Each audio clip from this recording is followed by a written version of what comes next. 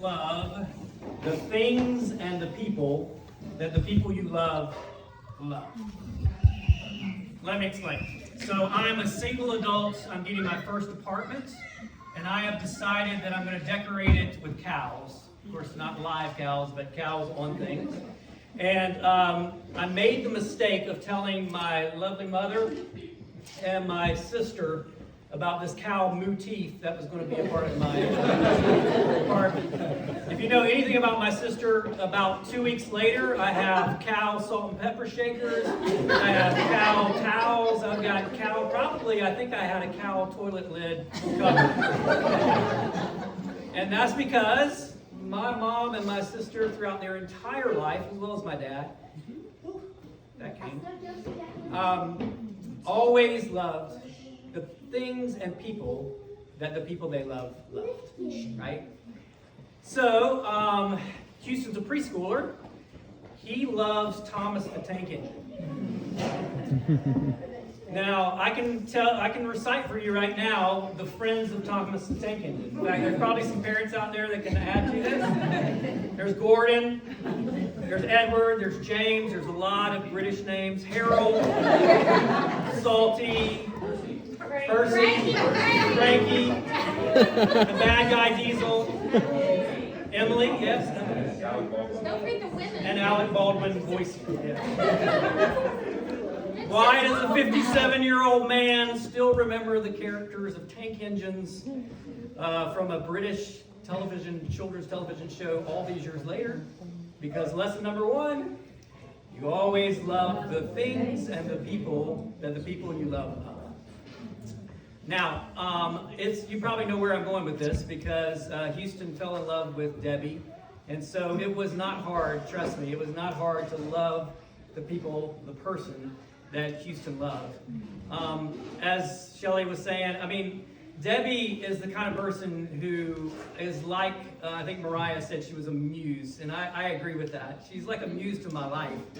When she comes in all of our lives, when she comes in, she inspires you to get your feelings out. She inspires you to examine your heart. And ultimately, I can say this, especially from my point of view, she makes me be the better version of me. So that's just Debbie. But what happens when the person that you love does not love the things that you love? Well, about December of last year, Debbie has been in the United States for only a month, and we decide that we're going to take her as a family to the epicenter of immersive, overstimulated commercialism at its height, known as Disney World. And why do we do this? Because we love, as a family, Disney World, and we wanted Debbie to love Disney World. And I still remember the first day we're at Epcot, and I'm thinking, Epcot, what could be hard about Epcot, right? But I made the mistake of booking the ride Soarin'. Have anybody been Soarin'? If you don't know Soarin', basically, Debbie's strapped into a harness. She's shoved up into the air. She's pushed into a screen that's 270 degrees in front of her, and she's forced to a simulated hand glide across the world. Well, after throwing Debbie into the deep end of Disney, she's in the bathroom crying outside the ride, and I see Houston's face, and Houston has two looks on his face. Half of his face looks at me and is like, Dad, what do I do with my wife? The other half, I can tell, is like, Dad, what do I do if she doesn't love Disney? We love Disney. Well, the good news is we kind of recalibrated the trip. We slowed down. We realized we were Disney terrorizing Debbie. And we just kind of followed her lead. And the good news is by the end of the trip, she loved one land specifically at Animal Kingdom, which is Pandora. And that's the land of Avatar, in case you don't know it.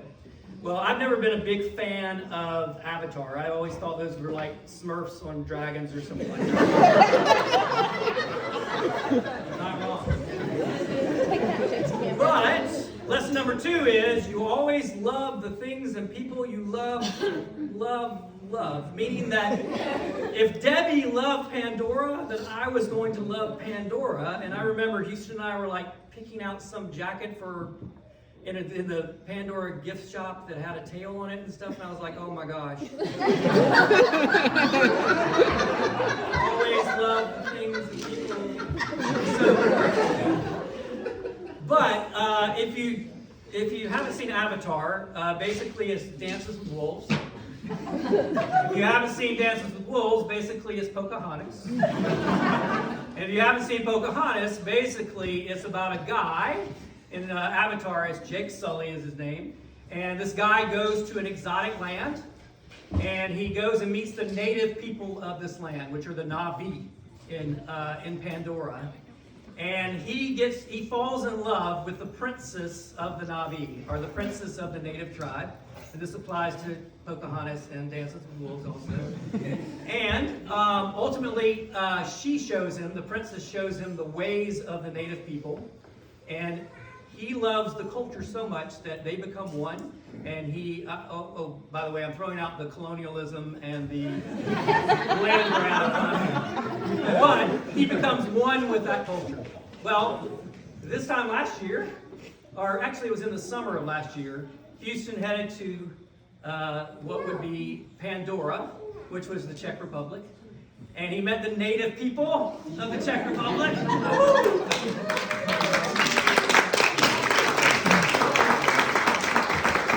The Na'vi of the Czech Republic.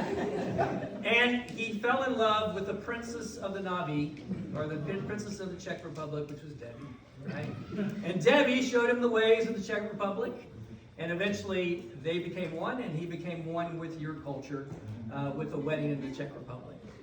Well, that's not the end of the story. So about a month ago, Debbie and Houston and I went to Disney World again.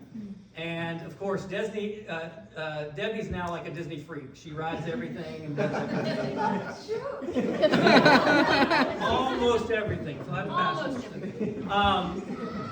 So of course we make our usual trek to Pandora and to the world of Avatar. And Debbie whispers in my ear as we're headed to Pandora, and she goes, "I'm Jake Sully, and you are Na'vi."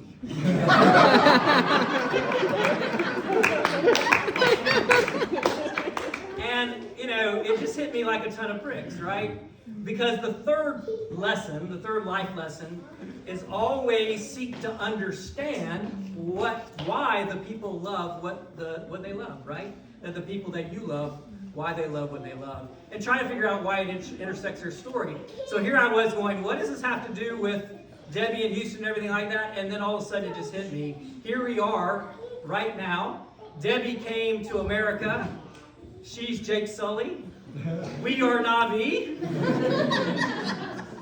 And she met the prince of the Na'vi. There you go. And he showed her the ways of the Na'vi, which includes Chick-fil-A. And includes Waffle House. And ultimately, we're here right in this moment where Debbie is becoming Na'vi, right? With our culture, becoming one with our culture. Now, there's a verse in Scripture. It usually is at weddings, and it's the verse is from Ruth.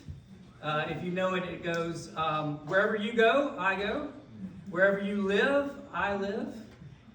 Your people will be my people. Your God will be my God." And I love the fact that what we're witnessing, what we're a part of right now, is actually a testimony.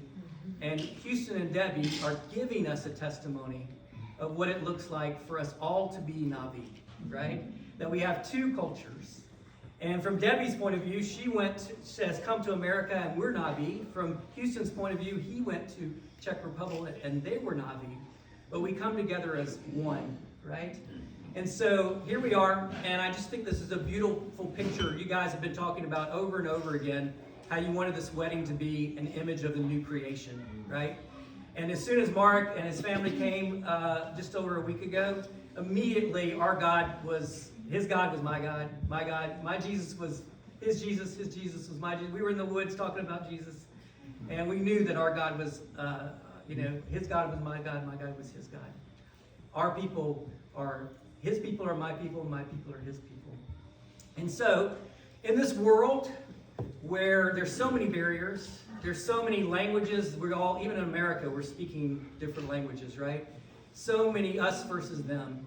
We here, at least, can be a part of a ceremony where there's a picture of all of us being Navi, which is this new creation that God has for us in heaven, where we're all Navi.